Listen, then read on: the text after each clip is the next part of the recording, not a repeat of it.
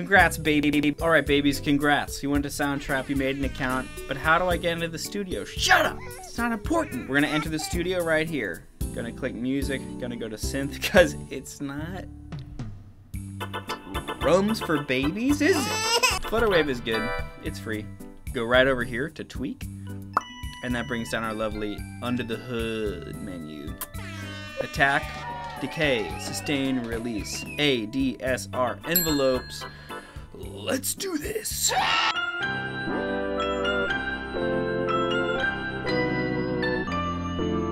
So the thing to understand about the amp envelope is the idea that this is all about the amplitude, Essentially, the reason we're checking out the ADSR envelopes today is because it completely affects the dynamics of the sound in volume and applies to many other aspects of the synths. So let's get started. Okay, so there's an absolute pork load of information over here. Pork City. The y-axis is how loud. So as we're talking about the amp envelope, the amplifier envelope. The x-axis is just time, left to right there. So that should make sense so far. So you can just imagine the sound going a little louder, coming down, hanging out at a sustaining volume, and then going away. Thank you very much for having me. So this is the basic graph. A, D, S, R each kind of represents just a part of that graph, and when we adjust those parameters, we're adjusting the shape of those shapes. Like when you play with the little blocks and you try and put a triangle block in a rectangle block, and then it doesn't work, and you cry. You cry and you wake up, and it's all the same, and nothing changes. Every day's the same. Flavortown. A baby nightmare. So. Check out the arrows. The reason I drew the arrows in there is because it's really important to understand that when you add more attack, you are adding more time to that function. So as you add more attack, it's going to slant more and more this way. Decay, same thing. That's why that arrow's going that way. It's a factor of time. You are adding more time to that part of the function. Release, same thing. How long do you want it to fade out for? But check out the other part of the graph. This is really important to understand. Under time, there is a green key down area. The reason I say key down and key up is because when you press a key on a synth, there's a certain amount of things that are going to happen with the attack, decay, and sustain. And then when you let go, there's a release time. So that means the synth will be making sound without you actually playing. It will be decaying as time goes on, and as you max out that release time, the longer that time is going to be. It's going to make it slant more like that the longer you get out. So attack, decay, and release are the three that are affected by time. So as you increase those, you're increasing the time of each function. But sustain is not a function of time, it's a function of how loud is it sustaining, which is why the arrow is pointing up toward the sky. How tall is the sun? I don't even know. That's the function to understand that as you increase sustain, you're increasing the resting volume of the patch. So I think to best understand this, we're going to be listening to some examples of ADSR envelopes based on actual instruments. That way you can kind of imagine how they function just a little bit easier. It's like when you do the puzzle of the kitties and you put the puzzle together and the picture look like the kitties, but it's not the kitties.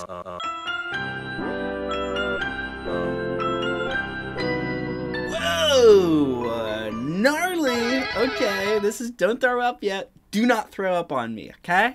When you're constructing how a sound should operate, you just need to be asking the right questions. It's like a good riddle. When you play piano, does the sound happen immediately?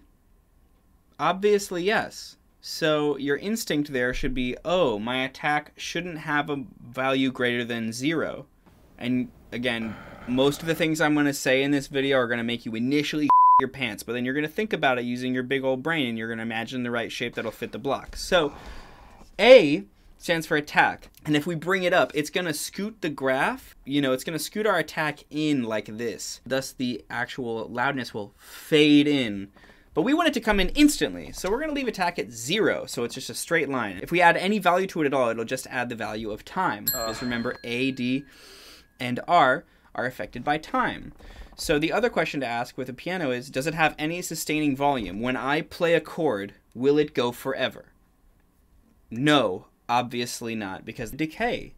And you might be thinking, oh, it has to do with the release, because it's about the release of the notes, it needs to be a long time. No, because when you hold the piano notes down, they are decaying for that amount of time that you have the keys down for. Obviously, when you play piano, if you pick up your hand off the instrument, the sound stops. So that explains the release time of 0. It also explains the sustain volume of 0, because remember, as we add value to release, it adds a release time. And sustain is not a factor of time, it's a factor of volume or how loud the amplifier is. So by keeping sustain at 0, you're still going to have a sound, it's just going to decay, and it's going to decay as long as that value is given to it. So the attack is at 0 because we don't want it to fade in. The decay is, I don't know, at a medium amount, maybe like 80 out of 127, because most of the time that's how this works with MIDI. MIDI always is at, like, the max value isn't 100, it's like 127. Do not ask me why, I don't know yet. Haven't made a video about that yet.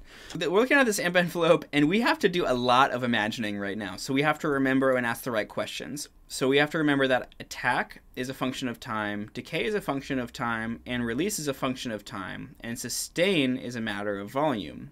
So we want it to not fade in. So this attack is actually pretty good, because I remember if I add value, it will fade in. So I want to keep that at 0. And we don't want a sustaining volume, because that's not what pianos do. They don't keep coasting. They go away. But they go like longer than that, right? So we're going to keep release at 0, sustain at 0. And we're going to ride that decay to get the kind of proper piano-y kind of vibe. So I'm going to make it a little bigger, a little longer. So this should be okay.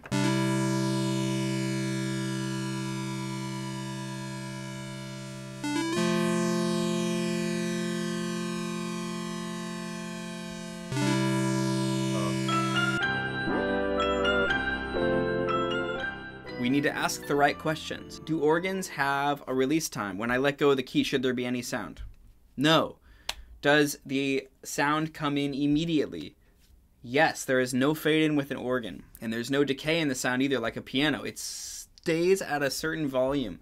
So in this scenario, our factors that are affected by time, attack, decay, and release, are pretty much almost not important as long as we don't affect them at all. So I'm not going to add any values to them because we don't want it to fade in, we don't want it to fade out, decay, and we don't want it to like have a tail end when I get rid of the key. So if I'm looking at this graph correctly, I'm going to be thinking, okay, the attack needs to be 0. I'm not adding time. Decay almost doesn't really even matter, assuming our sustain is at max volume, because if our sustain is maxed out, it doesn't really matter because there's nothing to decay to if it's at the ceiling. So sustain is maxed, that should get us the ADSR for an organ. So let's hop over to the learning channel, and we're going to get some visualization of when the keys are down, when they are not here. So you're going to be my little baby, don't tell anybody.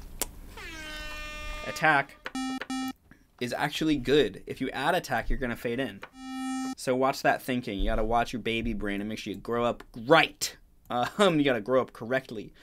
No release time, but we want sustain to be maxed out because we want it to be loud enough to act like an organ. Notice the decay. It doesn't matter where it is. It could be 0. But now check it out. We have a little no tail. And if I were just to show you, if I did it incorrectly, I would put a release time that was high up, and then now it kind of sounds like a harp or something. What we're looking at is a string orchestra patch, and here are the questions to be asking. How does this graph represent what we're going to be hearing? So attack, there's a little bit of a fade in.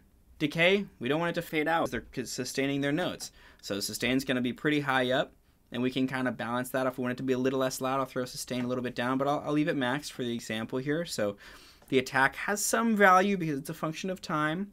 Decay doesn't, because we don't want them to fade out in the middle of holding down the chord while the key is down. And then the sustain, or the resting volume of the patch, I want to be pretty full. It'll feel really natural for when I let go, for not a hard cutoff, but just a little bit of a release time that kind of bends in the right direction and kind of goes out more naturally. So let's head over to the zone here. have this string patch fade in. I'd say that's fairly natural. Let's be a little bit more dramatic. Up that attack time. Yeah, especially when I play bigger chords, it's gonna be better. But listen to that release time being really short. It sounds choked. It's not very musical. So if we take this release time and we just move it up, let's see what that feels like. So I'm gonna play the patch. That's kind of nice.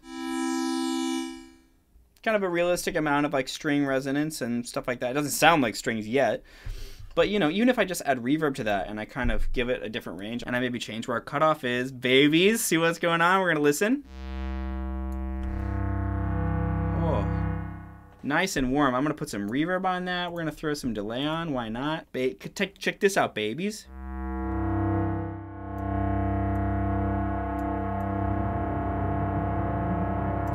Nice.